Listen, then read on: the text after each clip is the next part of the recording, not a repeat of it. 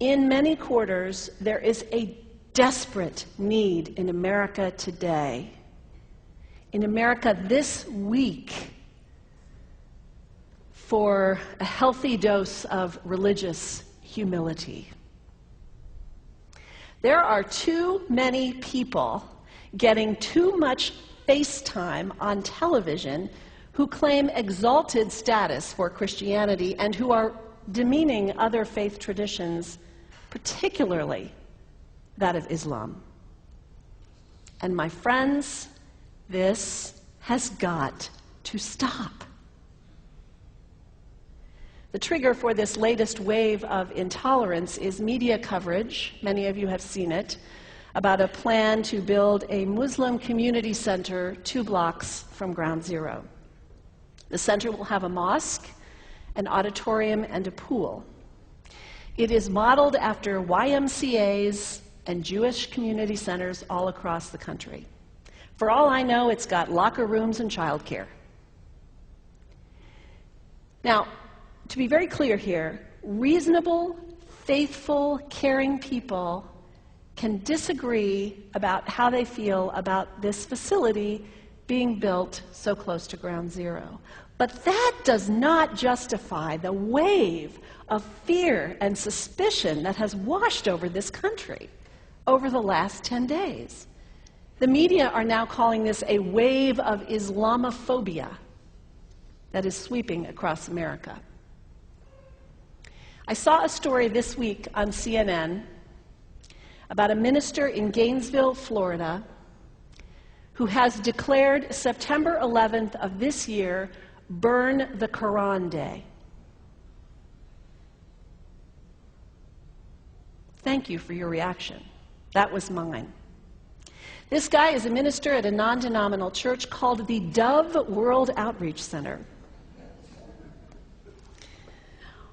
He said all kinds of disparaging, insulting, inaccurate things about Islam that I'm not going to repeat from this pulpit.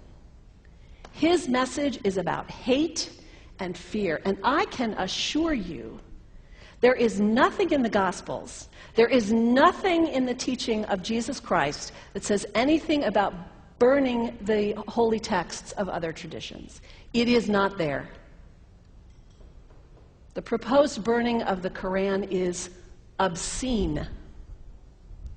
It is not the work of peace. It is not the work of understanding. It is not the work of building bridges. It is insanity.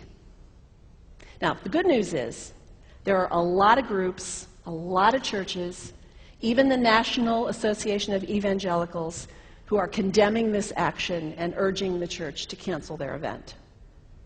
A conversation about God demands grace and openness, a willingness to learn, to have our own ideas challenged, our convictions questioned. These are the hallmarks of humility. When I was in seminary, I read from someone whose name is lost to me now, when you speak of God, your voice should shake a little. You know, Jesus had no time for religious know-it-alls.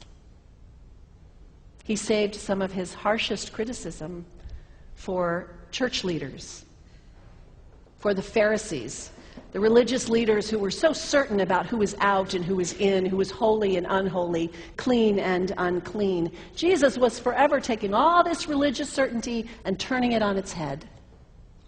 And we can only imagine what Jesus would have said about Pastor Terry Jones and his Burn the Quran campaign. I think he would say, this has got to stop.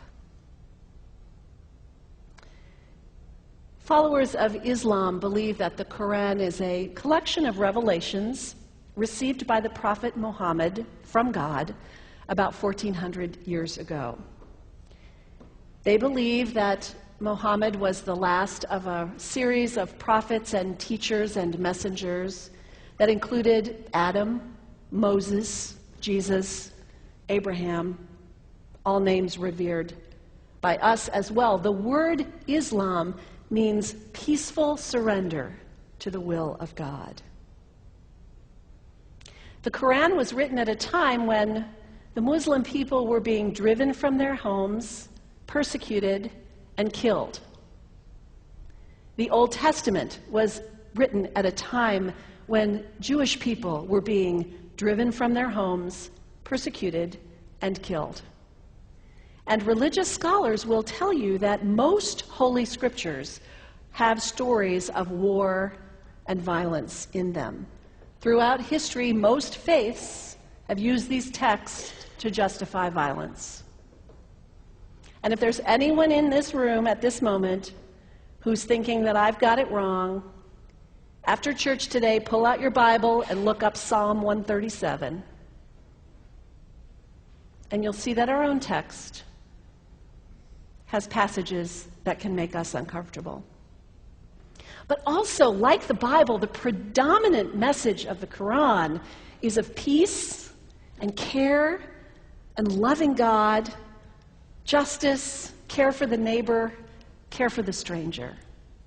In the Bible, we have thou shalt not kill.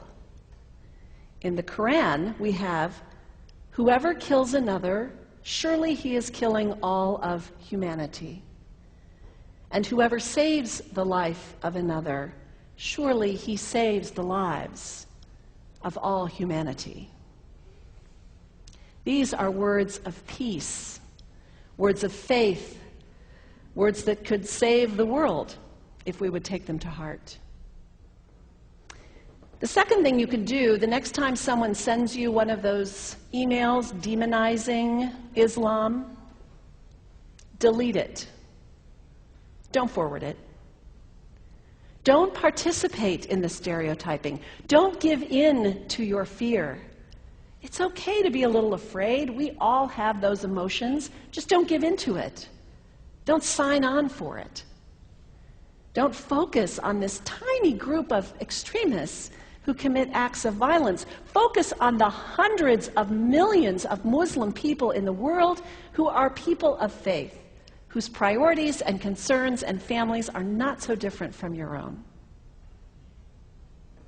And third, when you think of Muslim people, think of individuals. Think of the professor at Ohio State. Think of the engineer at Honda. Think of the teacher at the elementary school down the street. When you think of Muslim people, remember those who died on 9/11, not the hijackers. There was only a handful of them. Remember Mohammed Sunhami Hamandi. He was born in Pakistan. He came to the United States as a small child with his parents. He played high school football. He went to college. He became a part-time ambulance driver. He died, this Muslim young man, on 9/11, trying to rescue people and save lives. When you think of Muslim people, remember Mohammed Salahuddin Cloudhurry. He was a waiter at Windows on the World, which was at the top of the World Trade Center. He died that day. His wife had their baby 2 days later. When you think of Muslim people, remember Rama Salih. She was a woman, 28 years old. Her neighbors described her as fun and outgoing and generous. And she died on American Airlines Flight 11, 7 months pregnant with her first child. Remember the founder of the Islamic Circle of North America, who worked in the World Trade Center and also died on September 11th. That same group now is giving away tens of thousands of copies of the Quran in response to the campaign about burning the Quran. In the language of their own tradition, they are spreading words of faith and peace and hope. One of the ladies at the 8:30 service this morning said to me after, maybe we should declare September 11th, buy a Quran and read some of it. It is for us to share our message of love and hope and peace, but let us do it with grace and respect, and above all, humility. God grant us, as individuals, as a nation, as Christians, the humility for this work.